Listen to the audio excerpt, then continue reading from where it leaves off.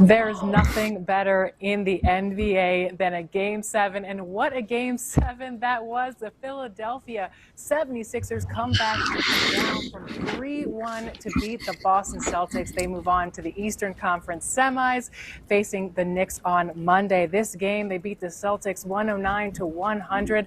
What's up, everyone, and welcome to the Association post-game show. I'm your host, Alexis Morgan, here with 13-year NBA veteran Quentin Richardson. Q, what a game that was. How are you doing today? And give me your thoughts on this game. I'm good, Alexis. Listen, that's what game sevens are all about. You know, that you could throw everything else out the window and it's its own game. And big fella Joel Embiid, he came through, man. We watched, he battled through. Listen, those I saw you saw me when those knee injuries and those knee collisions, I should say, were happening. And for him to still stay out there and like Tyrese said, he's done it his whole career basically, and still diving on the floor. And I truly believe that no one in the NBA right now can stop big fella down on that block. And I think they know it and he knows it, and that's going to be something serious to watch moving forward as they go forward to this next series against New York. And that's what you said to me while we were watching the game together. You said no one can face Embiid even on one leg. Nope. I mean, we witnessed, him leading up to his MVP, the first one that he could have won when Joker got it.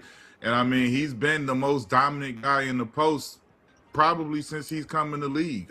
Joker is absolutely a dominant big man, and probably the most dominant big man these last couple of years. But he does it from the top of the key and out of the post. Out of the high post. It's not that he can't post up, but I believe that nobody is as dominant on the interior on that post up as Joel Embiid. He was the guy that was trolling guys on Twitter leading into games when he was at his healthiest peak. And he walks it like he talk it. I've always loved the big fella game. I just wish that he had better luck with his health, and I think we would have been able to see some craziness out of what he would have been able to do. We'll talk more about Joel Embiid, the star of tonight's game, but let's talk about some of the other 76ers players. Tyrese Maxey, killing it, 30 points, 10 rebounds, 7 assists. Yeah, that's a Ferrari. Like I said earlier when we was watching him, like you see how fast he is and the speed, and like that's a legit Ferrari in every sense of it. Like Joel said, he's gonna be an all NBA player. He's become an all-star in this league, and he's a guy that can average 30 points in the league. So for him to, I love the respect that he has for big fella, the way that he still gets his game off, but when it's time, he defers to the big fella because he, like everybody else, knows that when he gets going down there, it's gonna make everything easier for everybody. I think one thing that stood out to me while watching this game is even into the fourth quarter, there were only 2 starters for the Celtics that scored any points. Jaylen Brown, 33 points, Derek White, 26 points, but all the other 3 players had 0 points, where on the other side, Philadelphia 76ers, they had 4 players in double figures, and then they only had 3 points from the bench. What's that juxtaposition looking like from a former player? Like, how does that happen? When you look at the Celtics, they've done the next man up the whole season long. And when you come into a big time game 7 like this, and you got 4 or 5 guys that have 0 experience in this type of situation, and it's not their fault, it's nothing against them, but those were some young guys out there that haven't been in these situations. And like you said, the Sixers really leaned into their main guys, and they were able to do that. The Celtics weren't able to do that because of the foul trouble of Kata and those guys down there. They had to go deeper and deeper into their bench with less experience for a long period of time in that third quarter. So that gave Philly a chance to really hold things off. But I think that was just the difference. You come into this game and you missing Jayson Tatum, and you taking that blow mentally and readjusting, getting back into that mind frame of playing without him.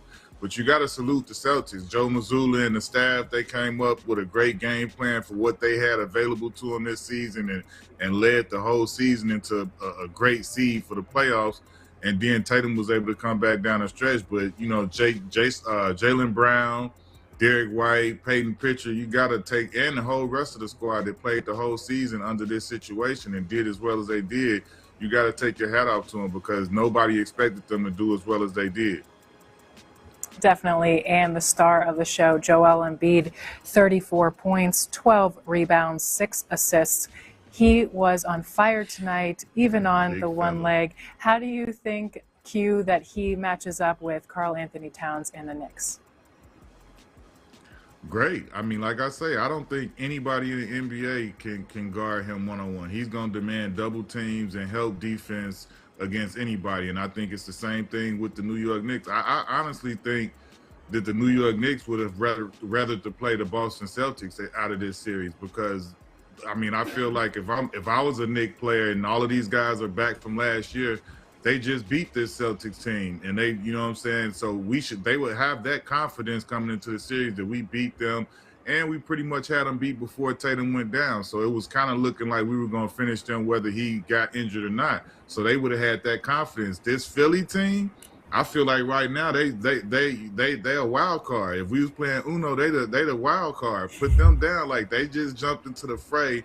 And they have a chance to do something really special here because they got the most dominant player right now to me. I mean, obviously Shea is going to be MVP and SGA he is that dude.